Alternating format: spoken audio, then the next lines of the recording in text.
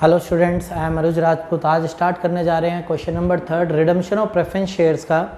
ये टॉपिक हम पहले भी कर चुके हैं, इसके 2 क्वेश्चंस। तो तीसरा क्वेश्चंस करने जा रहे हैं। तो तीसरे क्वेश्चन में पॉइंट ये है कि हम क्यों स्टार्ट कर रहे हैं क्वेश्चन। तो कुछ स्टूडेंट को यहाँ पे CRR निकालने में बड़ी प्रॉब्लम्स होती है। तो जैसे जैसे कुछ वीडियोज़ आती रहेंगी तो आपको CRR की जो प्रॉब्लम है वो अपने आप ही ख़त्म हो जाएगी। ठीक है, तो आज स्टार्ट करते हैं एक और question redemption of preference shares पे, जिसमें आपको एक्स लिमिटेड की बैलेंस शीट दी हुई है, जिसमें इक्विटी शेयर्स आपके 5 लाख है। प्रेफरेंस शेयर्स को ध्यान से देखिए, क्योंकि मैटर हमारा इस क्वेश्चन के अंदर प्रेफरेंस शेयर्स को ही रिडीम करने का है।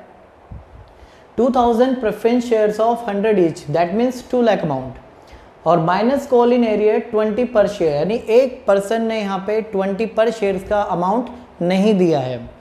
तो यहाँ पे ये फर्स्ट टाइम ऐसा हुआ कि किसी पर्सन ने प्रेफरेंस शेयर्स का अमाउंट पूरा पे नहीं किया है। तो यहाँ पे इसका पॉइंट बड़ा इंपॉर्टेंट है, इसलिए मैंने ये क्वेश्चन लिया है कि आपको इस वैरायटी का क्वेश्चन भी पता लग सके, जिसमें कुछ शेयर होल्डर्स जो है पूरा अमाउंट पे नहीं करते, यानी उनका फुली पेड अप नहीं होता। 2000 माइनस करने के बाद अमाउंट आता है आपका 1,98,000। सिक्योरिटीज प्रीमियम बैलेंस शीट का मैं आपको गिवन है। बैलेंस ऑफ सरप्लस अकाउंट, यानी जिसको हम स्टेटमेंट ऑफ P&L बोलते हैं, 3,40,000। ट्रेड पेबल दिया है, लायबिलिटी साइड का टोटल 11 लाख, और कुछ आपको असेट्स भी गिवन है। It was decided to redeem the preference shares on the above date, यानी इस डेट पर जो भी आपको डेट क्वेश्चन में दी है, लाइक आपको क्वेश्चन में दी है 31 मार्च 2020 को आपको शेयर्स रिडीम करने हैं इस डेट पर। तो जो प्रेफरेंस शेयर आपको रिडीम करने हैं वो आपको रिडीम करने हैं प्रीमियम ऑफ 6%, यानी 6% के प्रीमियम पे उसको रिडीम करना है। तो उस प्रीमियम को बोलते हैं प्रीमियम और रिडम्पशन ऑफ प्रेफरेंस शेयर्स। तो अब यहाँ पे एक सबसे पहले इंपॉर्टेंट बात ये देखते हैं कि प्रेफरेंस शेयर जो रिडीम करने हैं वो कितने एक्स्ट्रा में करने हैं, 6% पे। तो यहाँ पर ध्यान से देखें, अभी आपके पास 2 लाख यानी 2000 प्रेफरेंस शेयर्स हैं, जिसमें से एक बंदे ने 20 पर शेयर अमाउंट नहीं दिया। तो सबसे पहले हम ये पता लगाएंगे कि उसके शेयर्स कितने हैं, उस पर्सन के शेयर्स कितने हैं जिसका कॉल इन एरियर है। 20 मल्टीप्लाई बाय शेयर्स, एक शेयर्स कितना है, 20 पर शेयर का है जो उसने नहीं पे किया, और ये शेयर्स हैं उस पर्सन के जिसने कॉल इन एरियर है, जिसका मल्टीप्लाई करके आपका 2000 आता है। तो अगर यहाँ से आप इसके शेयर्स निकालें पर्सन के, तो आपके कैलकुलेट होके 100 शेयर्स आते हैं, यानी कि 100 शेयर्स वो शेयर्स हैं जिसका कॉल इन एरियर है, जिसने पैसा पूरा नहीं दिया, यानी जिसके शेयर्स फुली पेड अप नहीं है। राइट, तो अगर हम बात देखी जाए तो शेयर्स टोटल मिला के 2000 प्रेफरेंस शेयर्स थे, और उसमें से 100 शेयर्स जो है वो कॉल इन एरियर है, जिसने बंदे ने पैसा नहीं दिया, कॉल इन एरियर वाला है। तो 1900 शेयर होल्डर वो हैं जिसको हम पैसा देंगे। ये रूल है कि पेमेंट उसी प्रेफरेंस शेयर होल्डर को मिलेगी जिसका अमाउंट फुल्ली पेड अप होगा, किसी तरह का एरियर नहीं होगा। क्लियर है पॉइंट, कि प्रेफरेंस शेयर्स का पैसा उसी को रिटर्न किया जाएगा, उसी को रिडीम किया जाएगा जिसका पैसा फुल्ली पेड अप होगा, यानी जिस पर्सन का कुछ एरियर होगा कंपनी उसका पैसा रिडीम नहीं करेगी। राइट, तो यहाँ पे आप कुल मिला के जो टोटल देखते हैं इसका, तो 1900 इंटू एक शेयर्स कितने का है प्रेफरेंस, 100 ईच का, तो 1,90,000 अमाउंट बनता है प्रेफरेंस शेयर्स का जो हमें देना है। तो सिक्योरिटी प्रीमियम का भी उतना ही हम पे करेंगे, 6% पे करेंगे इस पर प्रीमियम। तो 1,90,000 का अगर हम 6% निकालते हैं तो 11,400 अमाउंट आता है। तो टोटल अमाउंट जो हमें पे करना है वो है 2,01,400। राइट, फिर एक बार और देखते हैं, एक्चुअल में जिस पर्सन ने पैसा नहीं दिया, यानी कॉल इन एरियर वाले पर्सन की बात कर रहे हैं हम, इसने 20 पर शेयर का पैसा नहीं दिया, पर यहाँ पे हमें ये मेंशन नहीं है कि उसके शेयर्स कितने हैं। तो 20 ईच को मल्टीप्लाई किया, शेयर्स थे इक्विवेलेंट टू 2000 के बराबर होगा, डिवाइड करके हमने इसके शेयर्स निकाल लिए, यानी 100 शेयर्स का शेयर होल्डर था वो जिसने पैसा नहीं दिया 20 ईच के हिसाब से। तो 2000 प्रेफरेंस शेयर्स में से जिस पर्सन के शेयर्स का पैसा पूरा नहीं आया उसको माइनस कर देते हैं, और जिसका पे करना है हमें उतने शेयर्स निकाल लीजिए। तो 1900 शेयर होल्डर वो हैं जिसको हमें पेमेंट करनी होगी। एक शेयर 100 रुपीज़ का है तो 1,90,000 हो गया प्रेफरेंस शेयर्स का अमाउंट, और उस पर 6% कंडीशन के अकॉर्डिंग हमें 6% एक्स्ट्रा पैसा देना है, तो 6% बनता है इस पे 11,400। तो टोटल पेबल अमाउंट हो गया 2,01,400। तो हम इसकी जल एंट्री पास करते हैं। सबसे पहले मैंने आपको बताया है कि हम एंट्री वो पास करेंगे जिसकी हमें, यानी कि जिसका ये चैप्टर मेन है, यानी प्रेफरेंस शेयर्स की हम एंट्री पास करेंगे सबसे पहले। तो एंट्री पास करते हैं, ध्यान से देखिए। Preference shares capital account debit, तो प्रेफरेंस शेयर्स हम अभी रिडीम करेंगे ओनली 1,90,000। उस पे premium on redemption of preference shares amount is 11,400। तो टोटल अमाउंट कितना है प्रेफरेंस शेयर होल्डर का? प्रेफरेंस शेयर होल्डर को हमें पे करना है 2,01,400। तो ये जो अमाउंट आपका कैलकुलेट होके आया है, ये अमाउंट अभी हमें इनको पे करना है, यानी एंट्री किसकी है? ड्यू की एंट्री है। अब हम इसको पेमेंट कर देते हैं। तो पेमेंट करने की एंट्री है आपका preference share holder account debit, preference share holder account debit to bank account 2,01,400, 2,01,400। लो जी सर, एक पार्ट हमारा क्वेश्चन का पूरा हो गया, जिसमें हमें प्रेफरेंस शेयर होल्डर को उन्हीं को पेमेंट की है जिनका पैसा पूरा आया था, यानी वही अमाउंट जिनका फुली पेड अप अमाउंट था, रिसीव हुआ था। तो 1900 शेयर होल्डर ही थे जिनका अमाउंट पूरा रिसीव हो चुका था। 19 × 100 इक्वल्स टू 1,90,000, और कंडीशन के अकॉर्डिंग, वादे के मुताबिक उनको हमें 6% प्रीमियम भी एक्स्ट्रा पे करना था। तो 1,90,000 के ऊपर 6% कैलकुलेट करेंगे तो 11,400 आएगा। 2,01,400 की पेमेंट की एंट्री ये रही।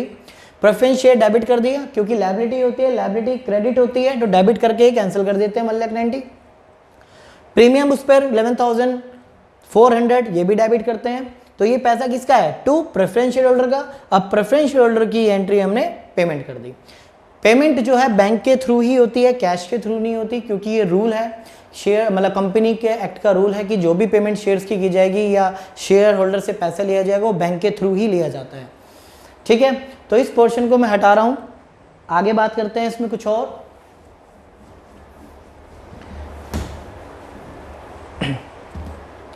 अब हम यहां बात करते हैं, कुछ शेयर्स भी इशू हैं, ध्यान से देखिए।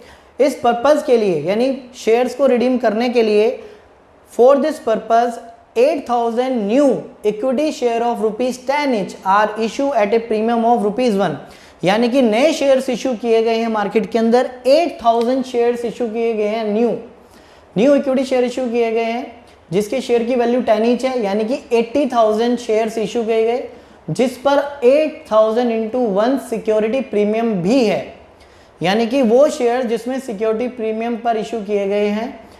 ये ऐसा पहला क्वेश्चन है जिसमें आपको नंबर ऑफ शेयर्स पहले से ही गिवन है।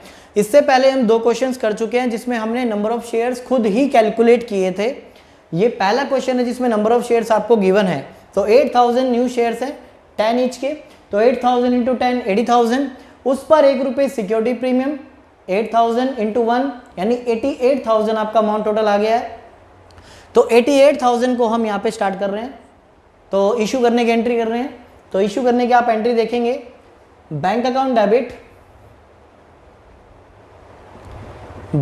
Debit to equity shares application account 88,000 and equity shares application account debit, equity share application account debit to share capital, to equity share capital, to security premium reserve। जो amount credit उतना ही debit. 80,000 shares का amount है, ये रहा आपका 80,000 shares का amount है, और 8,000 आपका सिक्योरिटी प्रीमियम का अमाउंट है, दैट मीन्स SPR का अमाउंट है। ठीक है, ये क्वेश्चन में बिल्कुल साफ साफ मेंशन है कि 8,000 शेयर इशू किए हैं, वो भी ₹1 प्रीमियम पे, दोनों अमाउंट को ऐड किया, 88,000 हमें रिसीव होगा अमाउंट, 88,000 में से 80,000 हम शेयर कैपिटल में ट्रांसफर करेंगे और 8,000 आपका सिक्योरिटी प्रीमियम में ट्रांसफर करेंगे। तो इसके बाद हमारा मैटर करता है सीआरआर बनाने का। शेयर्स को, प्रेफरेंस शेयर्स को रिडीम करने से पहले हम सीआरआर को क्रिएट करते हैं, ये आपको मैं पहले ही बता चुका हूं। अब यहां पे जो फंडा है वो टोटल आप देखेंगे, टोटल अमाउंट प्रेफरेंस शेयर का कितना था, 2 लाख।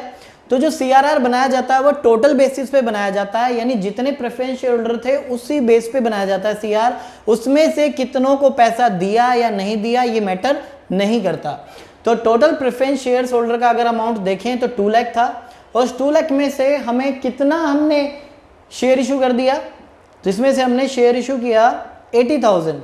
ये शेयर इशू में हमारा यहाँ पे सिक्योरिटी प्रीमियम से कोई लेना देना नहीं होता। तो 2 लाख रुपए अमाउंट में से, 2 लाख अमाउंट में से आपने 80,000 के तो शेयर्स इशू कर दिए। तो जो बैलेंस है, इस बैलेंस को यहाँ पे हम सीआरआर बनाएंगे, यानी कि 1,20,000।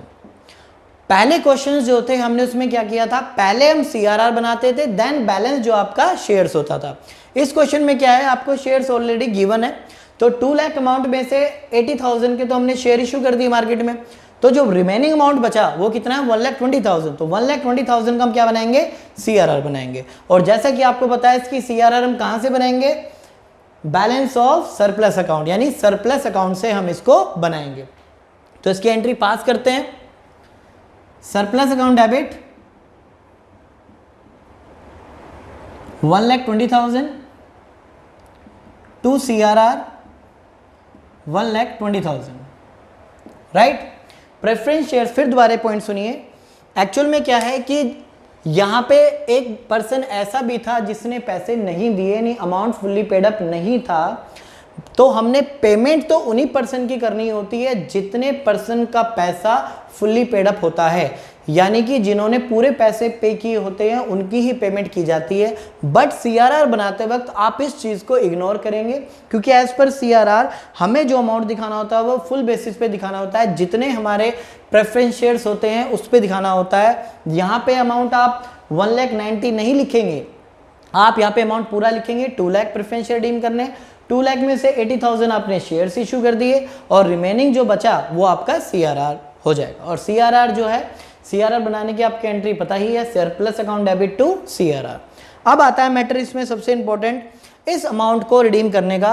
Preference on premium on redemption of preference share आपका कितना है, 11,400 है। बट ये अमाउंट यहां पर हम फुल अमाउंट पर ही लेंगे, यानी कि इस बात पे भी हम डिस्कस करते हैं।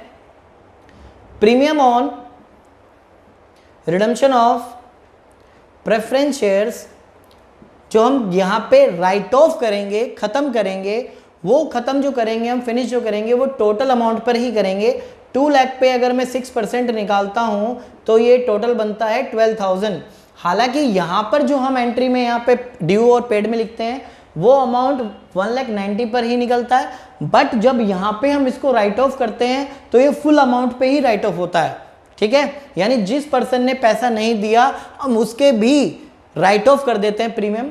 तो प्रीमियम और रिडम्पशन ऑफ डिवेंचर कितना होता है, डेबिट हो रहा है, सॉरी प्रीमियम और रिडम्पशन ऑफ प्रेफरेंस शेयर्स क्या होता है, डेबिट है। कैंसिल करने के लिए हम इसको क्या करते हैं, credit. Premium on redemption of preference shares हम यहाँ पे टोटल 12,000 ही लेंगे, ना कि 11,400, ठीक है। अब इस अमाउंट को मैंने आपको बता रखा है, सिक्योरिटी प्रीमियम से हम सबसे पहले राइट ऑफ करते हैं। तो आप क्वेश्चन में देखेंगे सिक्योरिटी प्रीमियम रिजर्व आपको कितना गिवन है क्वेश्चन में। देखिए सिक्योरिटी प्रीमियम आपको एक तो 8,000 ये है और 1,600 ये है, यानी कि 8,000 आप यहां से यूज कर रहे हैं सिक्योरिटी प्रीमियम, और 1,600 आप इस क्वेश्चन में से यूज कर रहे हैं। तो टोटल मिला के आपका 9,600 तो आपने सिक्योरिटी प्रीमियम से इस अमाउंट को राइट ऑफ किया, और बाकी जो बैलेंस बचता है 2,400 वो आप राइट ऑफ किया बैलेंस ऑफ सरप्लस अकाउंट से, यानी कि सरप्लस अकाउंट से लेते हैं बैलेंस, यानी इस अमाउंट को हम सरप्लस से भी राइट ऑफ कर सकते हैं। फिर दोबारा एक बार क्वेश्चन को हम रिपीट करते हैं, क्या क्या मेन इसमें कंटेंट थे। सबसे जो मतलब मेन हमारा पॉइंट है वो प्रेफरेंस शेयर्स को रिडीम करने का है। तो प्रेफरेंस शेयर्स वही रिडीम होते हैं, उन्हीं को रिडीम करते हैं जिनका पैसा फुल्ली पेड अप होता है। तो यहाँ पे कुछ ऐसे शेयर होल्डर थे जिन्होंने पैसा नहीं दिया था, उसको हटाकर 1900 यानी कि 1,90,000 प्रेफरेंस शेयर ऐसे थे जिनको हमें पेमेंट करनी थी। उनके ऊपर 6% जो है प्रीमियम पे करना था, तो उनके ऊपर 6% निकाला, उतना अमाउंट ड्यू हुआ, उसको हमने पे कर दिया। फिर आप देखेंगे यहाँ पे 8,000 नए शेयर्स इश्यू किए थे, वो भी सिक्योरिटी प्रीमियम पर। तो 80,000 शेयर्स, 8,000 पे सिक्योरिटी प्रीमियम, टोटल 88,000 की एंट्री हमने पास की। Bank account debit to share application, share application to share capital to security premium में ये एंट्री पास की। प्रेफरेंस शेयर्स को रिडीम करने से पहले क्या बनता है, सीआरआर बनता है, तो हमने सीआरआर की एंट्री पास की है। तो सीआरआर कितना बनेगा, ये पॉइंट है यहाँ पर कि आपके टोटल जो प्रेफरेंस शेयर्स थे वो यहाँ पे पूरे लेते हैं सीआरआर बनाते वक्त। तो आपके प्रेफरेंस शेयर जो देखेंगे आप वो 2 लाख थे, 2 लाख में से 80,000 के हमने शेयर इशू कर दिए, तो बाकी बैलेंस क्या बचा 1,20,000। तो 1,20,000 की हमने एंट्री पास की, surplus account debit to CRR, ये एंट्री पास करने की होती है सीआरआर की एंट्री। इसके बाद ये जो प्रीमियम और रिडम्पशन ऑफ प्रेफरेंस शेयर्स है इसको हमेशा मैं राइट ऑफ करवाता हूँ, ये डेबिट से क्रेडिट हो जाता है, बट यहाँ पर ये फुल क्रेडिट होगा कि रूल भी ये है कि प्रीमियम और रिडम्पशन ऑफ जो प्रेफरेंस शेयर्स है वो पूरा राइट ऑफ किया जाता है, चाहे पार्ट यानी किसी शेयर होल्डर ने पूरे पैसे दिए हो या ना दिए हो। तो टोटल अमाउंट था प्रेफरेंस शेयर होल्डर का 2 लाख, 2 लाख पे 6% जो है बनता है 12,000, यानी एक्चुअल देखा जाए तो यहाँ पे 12,000 बनता था, तो 12,000 को हमने राइट ऑफ कर दिया।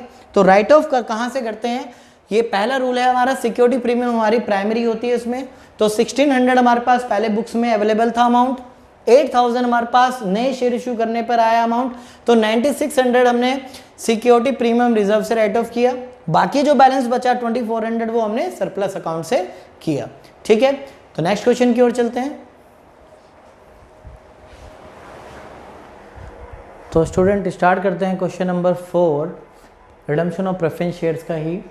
तो जैसा कि आप देख रहे हैं यहाँ पे ए लिमिटेड की एक बैलेंस शीट दी हुई है, और जिसमें हमारे जो प्रेफरेंस शेयर्स हैं, ध्यान से देखिए, 50,000 12% वाले redeemable preference shares ₹10 each, but 8 paid, यानी अभी तक जो शेयर होल्डर्स हैं उन्होंने पूरा अमाउंट पे नहीं किया है, 10 रुपीज़ में से अभी पे ओनली 80 किया है। तो आपको जो बैलेंस है 2 रुपीज़, तो उसको भी आपको क्या करना पड़ेगा, कोल्ड अप करना पड़ेगा। यानी कि प्रेफरेंस शेयर्स को रिडीम करने के लिए पहली कंडीशन ये भी है कि उसको फुल्ली पेड अप करना होगा, यानी it should be fully paid up, यानी प्रेफरेंस शेयर रिडीम करने से पहले वो प्रेफरेंस शेयर्स पहले फुल्ली पेड अप हो जाने चाहिए। यानी कि आप बचे हुए शेयर होल्डर से 10 में से अभी 8 पेड अप हुआ है, यानी कि बैलेंस है 2, यानी 2 बैलेंस है, तो बैलेंस पहले आप शेयर होल्डर से मंगवाएंगे, यानी फाइनल कॉल अभी आप प्रेफरेंस शेयर से मंगवाएंगे, यानी कोल्ड अप करवाएंगे। तो स्टार्ट करते हैं। सबसे पहली जो एंट्री यहाँ पर होगी वो हम सबसे पहले यही कर लेते हैं, अभी आगे बात कर लेते हैं। और 1 लाख इक्विटी शेयर्स है 10 इंच के, यानी 10 लाख, प्रेफरेंस शेयर्स आपके 4 लाख हैं। On the above date the director give notice to the redeem the preference share at a premium of 5%, यानी 5% पे रिडीम करने हैं प्रेफरेंस शेयर्स। तो पहली कंडीशन तो मैंने आपको पहले यही बताई है कि जो प्रेफरेंस शेयर्स हैं वो फुल्ली पेड अप होने चाहिए। तो यहाँ पर जो बैलेंस है 2 रुपीज़ का, पहले वो प्रेफरेंस शेयर होल्डर से मंगवा लेते हैं पैसा, ये मान के चलेंगे कि फाइनल कॉल मंगवा रहे हैं हम प्रेफरेंस शेयर होल्डर से। तो ध्यान से देखें, preference shares final call account debit to preference shares capital account. तो आप ध्यान से देखेंगे कि आपका अमाउंट बनता है 50,000 प्रेफरेंस शेयर्स हैं, और कितना बैलेंस रहता है उनसे लेना 2 रुपीज़, यानी कि 1 लाख अमाउंट अभी फाइनल कॉल का हम मंगवाएंगे पहले शेयर होल्डर से, प्रेफरेंस शेयर होल्डर से। फिर ये पैसा आएगा bank account debit to preference shares final call. तो आप यहाँ पे देखेंगे आपके पास 1 लाख रुपए आ चुके हैं, ये हमें, यानी कि अब आपके पास पूरा पैसा फुल्ली पेड अप हो चुका है, यानी कंपनी के पास प्रेफरेंस शेयर होल्डर का पैसा पूरा आ चुका है। जैसे कि 4 लाख ये अमाउंट हो गया, और 1 लाख आपका ये अमाउंट है, यानी टोटल अमाउंट हो गया 5 लाख। अब सबसे पहले जो कि मैं एंट्री करवाता हूँ, मैं सबसे पहले वो एंट्री पास कर रहा हूँ। एंट्री हम यहाँ पे हम एंट्री यहाँ पे साइड में पास कर रहे हैं क्योंकि थोड़ी एंट्रीज यहाँ पे ज़्यादा होगी। तो सबसे पहले हम एंट्री यही करते हैं, बट इस क्वेश्चन में हमें उस एंट्री को करने से पहले ये वाली एंट्री दिखानी जरूरी थी, क्योंकि उन शेयर होल्डर से पहले फाइनल कॉल भी मंगवानी थी और शेयर्स को फुल्ली पेड अप भी करना था। तो जैसे कि हमारी आप एंट्री देखते हो कि क्या होती है, preference shares capital account debit. तो इस तरह से जो आपके प्रेफरेंस शेयर्स हैं, कौन से वाले, 12% वाले जो प्रेफरेंस शेयर्स हैं, ये आपका अमाउंट है 5 लाख, और 5 लाख पे आपको पता है कि 5% प्रीमियम भी देना है। तो 5% प्रीमियम बनता है 25,000, तो 25,000 ये भी आपको एक्स्ट्रा देने हैं, जिसको हम बोलेंगे premium on redemption of preference shares, ये भी डेबिट। तो ये पैसा किसका है, ये पैसा प्रेफरेंस शेयर होल्डर का है, 5,25,000। तो अब ये अमाउंट इसको हम पे कर देंगे। Preference share holder account debit, preference share holder account debit to bank. तो पहले हमने ड्यू की एंट्री की है, फिर हमने इसके बाद इसके पे की एंट्री की है। तो 5,25,000 हमने इनको टोटल अमाउंट पे कर दिया। ठीक है, पहले 4 लाख अमाउंट था, 1 लाख अमाउंट हमने उनसे और मंगवाया फाइनल कॉल का, टोटल मिला के 5 लाख के प्रेफरेंस शेयर्स हो गए। 5 लाख के प्रेफरेंस शेयर मैंने डेबिट किए, यानी ये यहाँ पे डेबिट करते कैंसिल हो जाते हैं। उसके ऊपर 5% एक्स्ट्रा पे करना है 25,000, तो total amount preference share holder को 5,25,000 पे करना है। तो preference share holder account debit to bank, ये उनको अमाउंट हमने पे कर दिया। अब यहाँ पे देखते हैं in order to provide the cash, cash की प्रॉब्लम है यहाँ पर। तो बोलते हैं कि in order to provide cash के लिए towards the redeem of preference shares को रिडीम करने के लिए ऑल इन्वेस्टमेंट वर सोल्ड ₹1,25,000। इन्होंने बोला जितनी भी इन्वेस्टमेंट है सारी इन्वेस्टमेंट्स को 1,25,000 में यहाँ पे सोल्ड कर दिया है। तो आप ध्यान से देखें यहाँ पे टू इन्वेस्टमेंट, तो यहाँ पे आपकी जो इन्वेस्टमेंट है 1,50,000 है। असेट से असेट डेबिट होती है, इसको क्रेडिट करेंगे तो खत्म हो जाएगी, यानी क्रेडिट व्हाट गोज आउट। और पैसे आपके पास यानी बैंक में कितने आए हैं 1,25,000। तो जो रिमेनिंग अमाउंट 25,000 है, यानी 25,000 जो अमाउंट है वो आपका लॉस हो गया, जिसको हम सरप्लस अकाउंट से राइट ऑफ कर लेंगे। यानी जो भी लॉसेज होते हैं वो सरप्लस अकाउंट में चले जाएंगे। 1,50,000 की इन्वेस्टमेंट थी, credit what goes out, debit the receiver, bank में 1,25,000 पैसा आ गया, जो भी डिफरेंस है वो 25,000 का वो लॉस होगा, लॉस को हमने यहाँ पे सरप्लस से एडजस्ट कर दिया। अब बात करते हैं यहाँ पे CRR की, कि कितना CRR बनेगा, क्योंकि प्रेफरेंस शेयर्स को रिडीम करने से पहले हमें CRR बनाना पड़ता है। तो CRR देखते हैं। सबसे पहले आप देखिए कि आपको सरप्लस में कितना बैलेंस है। आप सरप्लस के बैलेंस की बात करें तो सबसे पहले आपके पास 2,90,000 था एग्जिस्ट बैलेंस, और इसमें से 25,000 का लॉस हो गया है। 25,000 आप देखेंगे तो यहाँ पे लॉस हो गया है इन्वेस्टमेंट पे, तो इन्वेस्टमेंट के लॉस को इसको माइनस करेंगे तो अमाउंट रह गया 2,65,000। और एक चीज़ आप और देखेंगे कि यहाँ पर ये प्रीमियम और रिडम्पशन ऑफ जो प्रेफरेंस शेयर्स हैं इसको राइट ऑफ किया जाता है सिक्योरिटी प्रीमियम से। मैंने पहले ही बताया था, बस क्वेश्चन के अंदर कहीं पे भी सिक्योरिटी प्रीमियम के बारे में कोई बातें नहीं कही गई हैं। तो अगर सिक्योरिटी प्रीमियम आपके पास अवेलेबल नहीं है तो आप ये जो 25,000 है इसको भी आप सरप्लस से राइट ऑफ कर सकते हैं। तो इसकी एंट्री मैं यहीं पे पास कर देता हूँ। ये प्रीमियम ऑन रिडम्पशन और प्रेफरेंस शेयर जो है डेबिट है, इसको क्रेडिट कर देते हैं। Premium on redemption of preference shares, ये अमाउंट आपका 25,000 है, इसको राइट ऑफ करते हैं सरप्लस से ही। तो यहाँ से आपका सरप्लस और ख़त्म हो जाएगा, 25,000 राइट ऑफ हो जाएगा। तो यहाँ से 25,000 और हम प्रीमियम के लिए ले लेते हैं। Premium on redemption of preference shares के लिए 25,000 आपके और ख़त्म हो चुके हैं। तो बैलेंस आपके पास जो रह जाएगा वो 2,40,000 आपके पास बैलेंस रह जाएगा। ठीक है, सिक्योरिटी प्रीमियम टोटल 2,90,000 था। 2,90,000 में से 25,000 लॉस हो गया, वो अमाउंट लेस किया हमने। उसके बाद हमने 25,000 एडजस्ट कर लिए प्रीमियम को राइट ऑफ करने के लिए। तो आपके पास टोटल बैलेंस रहता है 2,40,000। प्रेफरेंस शेयर होल्डर की अगर बात की जाए तो प्रेफरेंस शेयर्स आपके टोटल जो आपको राइट ऑफ करने थे वो थे आपको 5 लाख। 5 लाख में से जो CRR के लिए आपके लिए अमाउंट है वो आपका 2,40,000 अवेलेबल है। तो 2,40,000 हम CRR बनाएंगे। जो बैलेंस होगा, बैलेंस के हम शेयर्स इशू करेंगे मार्केट के अंदर, तो बैलेंस जो आएगा वो 2,60,000 आ जाएगा। 5 लाख में से आप 2,40,000 लेस करेंगे तो आपके पास 2,60,000 अमाउंट आ जाएगा शेयर्स इशू करने का, राइट। फिर दोबारा देखिए, शेयर्स जो है प्रेफरेंस शेयर्स वो टोटल कितने हैं, 5 लाख। इस अमाउंट को नहीं लेते प्रीमियम के, 5 लाख को लेते हैं। 5 लाख अमाउंट में से आपके पास सरप्लस में कितना अमाउंट अवेलेबल है, 2,40,000 आपके पास देखिए अमाउंट अवेलेबल है। 2,40,000 आपने अमाउंट CRR के लिए यूज़ किया और बाकी जो बैलेंस है उसके आपने शेयर्स इशू कर दिए, ठीक है। तो मैं ये फर्स्ट 2 एंट्रीज जो है वो मैं मिटा रहा हूँ, ठीक है। तो सबसे पहले तो आपको यही सीक्वेंस रखना था, ये फर्स्ट एंट्री, ये सेकेंड एंट्री, ये थर्ड एंट्री, फोर्थ और फिफ्थ एंट्री अभी हम पास करेंगे, ठीक है। तो ऐसा करते हैं, जरा इसको रफ कर लेते हैं।